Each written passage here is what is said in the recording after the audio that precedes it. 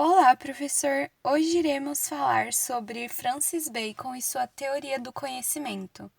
O grupo é composto por Ana Luísa, Giovanna Melissa, Maria Luísa Liberato, Mona Lisa e Pedro Malta. Professor, eu vou falar sobre quem era ele, ou quem era o Francis Bacon. Para começar, ele era um filósofo, escritor, cientista e político da época. Ele era um dos mais importantes da antiguidade e também dos dias atuais. Ele contribuiu demais para a ciência moderna.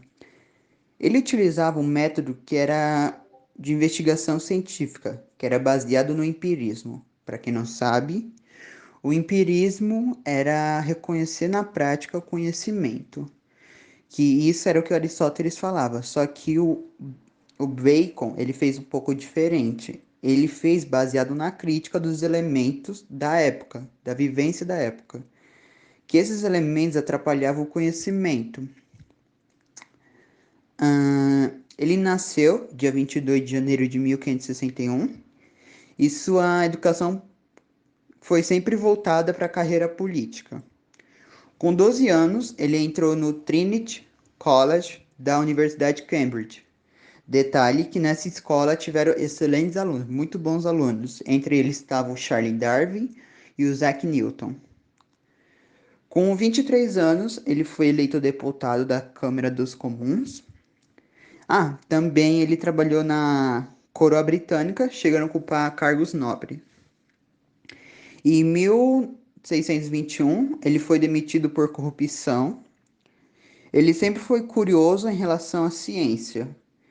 E menos, apesar que ele trabalhava como funcionário público, ele dedicava sempre horas e horas da sua vida tentando compreender coisas do conhecimento, coisas relacionadas ao conhecimento. Francis Bacon é considerado o pai do empirismo moderno, já que formulou os fundamentos das pesquisas e análises da ciência moderna. Para isso, ele criticou as ideias aristotélicas por achar o método de Aristóteles errado.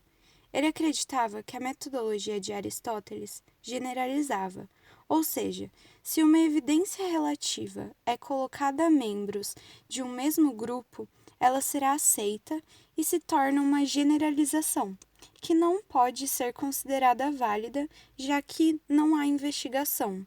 A partir daí, ele criou seu próprio método indutivo.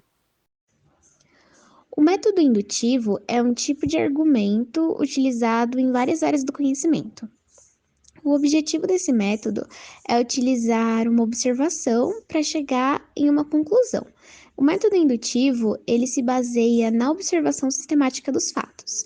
O filósofo Francis, ele definiu um método de investigação baseado na observação dos fenômenos naturais.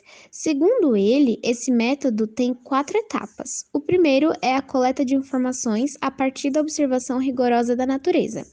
O segundo é a reunião e organização sistemática e racional dos dados recolhidos. O terceiro é a formulação de hipóteses segundo a análise dos dados recolhidos. E o quarto é a comprovação das hipóteses a partir de experimentações. Bom, o Bacon, ele criticava os filósofos, tanto os atuais da sua época, quanto seus antecessores, por valorizarem muito a especulação e a dogmática teológica sobre a observação dos fatos. Então, nisso ele criou a teoria dos ídolos.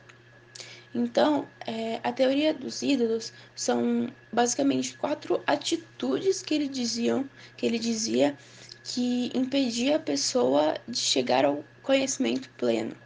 Então, são 4 atitudes que impedem a busca pela verdade. E a palavra ídolos é mais uma metáfora mesmo para se referir às falsas noções, preconceitos e os maus hábitos mentais. E bom, a primeira são os ídolos da tribo, que ele se refere ao excesso de confiança nos sentidos humanos. Ou seja, ele se refere, fala bastante nesse tópico, sobre a generalização que o ser humano faz a partir de algo pequeno, por exemplo. Então, as pessoas elas têm muito costume de generalizar um fato de que ela viu ocorrer com uma pessoa, por exemplo. Então, esse era o primeiro tópico que o Bacon criticava. Os ídolos do fórum, eles são aqueles que têm a realidade distorcida e imperfeita por causa de um erro de linguagem. É como se fosse uma espécie de mal-entendido. A gente também tem o da caverna, que o nome vem de uma referência ao Platão na sua alegoria da caverna.